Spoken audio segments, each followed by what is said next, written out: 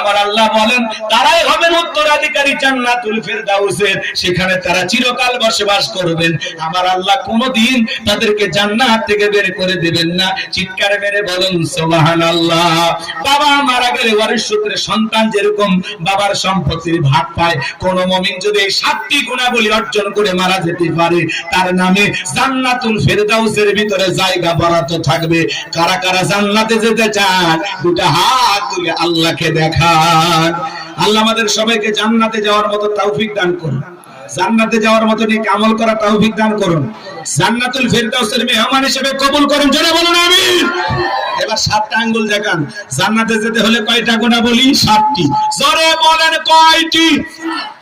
আরো জোরে। এই জোর হলো না।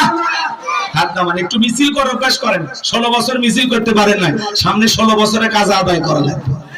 শোনেন, প্রত্যেকটা মাহফিলে আপনারা যান কেন?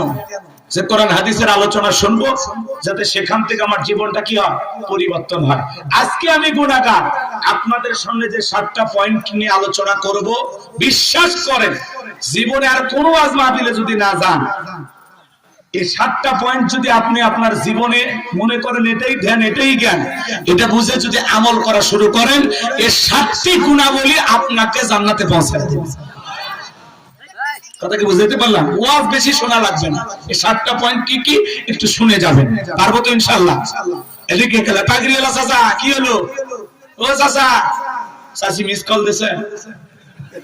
ঠিক আছে, কষ্ট হচ্ছে আপনাদের? ওয়াজ বেশি শোনা লাগবে না, এই কয়েক মিনিটের আলোচনায় আপনার জীবনটা পরিবর্তন হয়ে যেতে পারে। শুধু শুনলাম আর ওই যে চোঙ্গার মতো, চোঙ্গা চেনেন? আগের মা বোনেরা চুলেতে আগুন লাগানোর সময় এরকম ফু দিত, ফু, এই যে বাঁশ দিয়ে তৈরি হইতো, কথা কয় না। তার নাম কি কয়? ফুকে।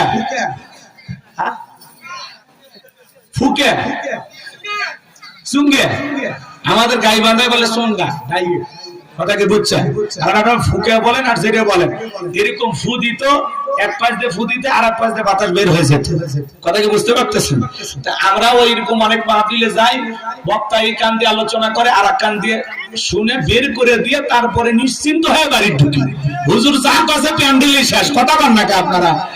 এই শ্রোতা দিয়ে আপনি কি করবেন? এর জন্য বাজান আজকে একটু সিদ্ধান্ত নেন যে গোলাম রাব্বানী হুজুর সূরা আল মুমিনুন থেকে যে কথাগুলো বলবে, আমরা এই কথাগুলো বাস্তব জীবনে আমল করে জান্নাতুল ফেরদাউসের ওয়ারিশ হতে চাই। ঢাকা গুলশানে যদি বাড়ি হয়, কি বলেন? কি কোন হচ্ছে? ঢাকা গুলশানে আমার ফ্ল্যাট আছে, আমি ঢাকা গুলশানে থাকি, একটা ভাবি আলাদা। আরে বেটা, ঢাকা গুলশান বা উত্তরা নয়, আজকে গোলাম রাব্বানীর আলোচনা শুনে যদি আমল করতে